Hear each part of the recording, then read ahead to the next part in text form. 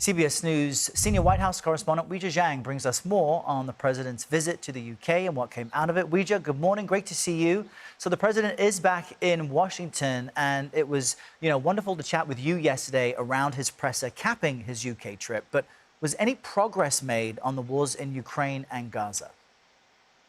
Well, Errol, on that front, I think both of them declared that their, ultimate goal is the same, which is to end both wars. But it was clear that they don't always see eye to eye about what happens along the way.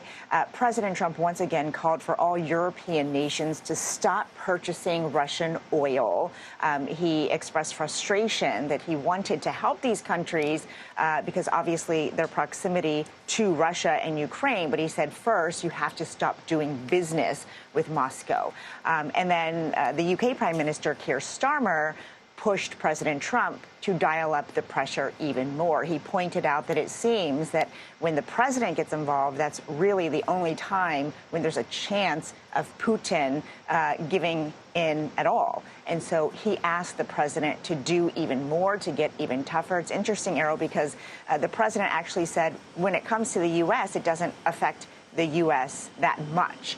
And so we'll see what happens there. Of course, he has been continuing to try to get Putin to the table. As for Gaza, Starmer plans to recognize Palestine as a state in the coming days, and President Trump made very clear that he disagrees with that approach, but once again called for Hamas to release all of the hostages. It's difficult to see what that off-ramp looks like right now, Errol.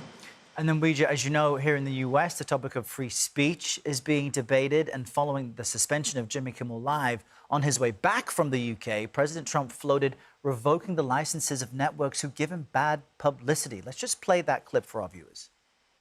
They give me only bad publicity from the press. I mean, they're getting a license. I would think maybe their license should be taken away. What should we make of that? Because the administration is making actual decisions through the FCC. They are, and the FCC does issue these licenses that are required for broadcast.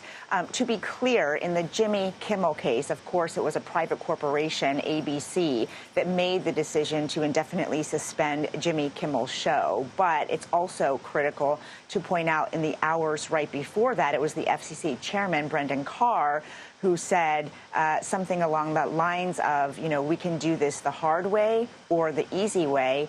And many media analysts are interpreting that as a threat to ABC, which ultimately caused them to make that decision because there are several deals that are pending in the works that require FCC approval that have to do with ABC. But I think here, Errol, the president echoed other things that Carr has said, which is he believes that this is just the beginning of a major shift in the media landscape. And when asked more directly if there could be more consequences to come, he said there could be.